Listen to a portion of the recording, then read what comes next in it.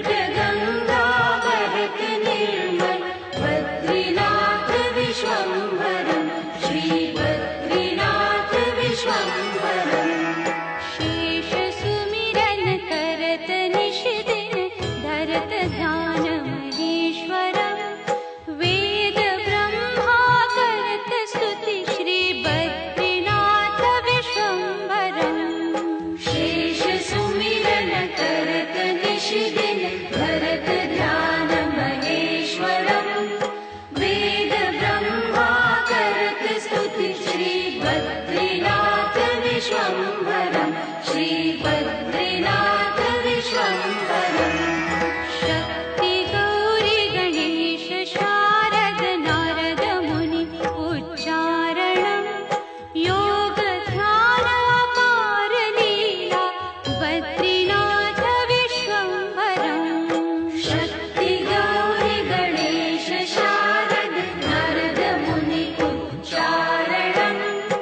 योग ध्यान अपार लीला बद्रीनाथ विश्वम्भरं श्री बद्रीनाथ विश्वम्भरम्। इंद्र चंद्र कुबेर धुनि कर धूप दीप प्रकाशितं। सिद्ध मुनि जन करत जय जय बद्रीनाथ विश्वम्भरम्। इंद्र चंद्र कुबेर दिनकर धूप दीप प्रकाशितं। सिद्ध मुनि जन करत जय जय बद्रीनाथ विश्वम्भरं श्री बद्रीनाथ विश्वम्भरम्।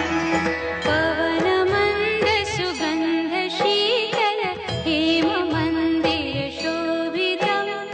निकट गंगा बहत निर्मल बद्रीनाथ विश्वम्भरं। पवन मंद सुगंध शीतल हेम मंदिर शोभितं। निकट गंगा बहत निर्मल बद्रीनाथ विश्वम्भरं श्री बद्रीनाथ विश्वम्भरम्। यक्ष किन्नर करत कौतुक ज्ञान गंधर्व प्रकाशितं। श्री लक्ष्मी कमला चवर डोले बद्रीनाथ विश्वम्भरं। यक्ष किन्नर करत कौतुक ज्ञान गंधर्व प्रकाशितं। श्री लक्ष्मी कमला चवर डोले बद्रीनाथ विश्वम्भरं श्री बद्रीनाथ विश्वम्भरं। कैलाश में एक देव निरंजन शैल शिखर महेश्वरं। राजा युधिष्ठिर करत स्तुति श्री बद्रीनाथ विश्वम्भरं। कैलाश में एक देव निरंजन शैल शिखर महेश्वरं। राजा युधिष्ठिर करत स्तुति श्री बद्रीनाथ विश्वम्भरं श्री बद्रीनाथ विश्वम्भरं। श्री बद्री जी के पंचरत्न पढ़त पाप विनाशनं।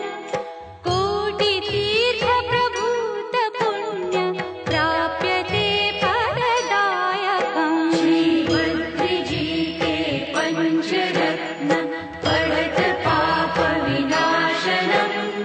कोटि तीर्थ प्रभूत पुण्यं प्राप्यते फलदायकम् श्री बद्रीनाथ विश्वम्भरम्। पवन मंद सुगंध शीतल हे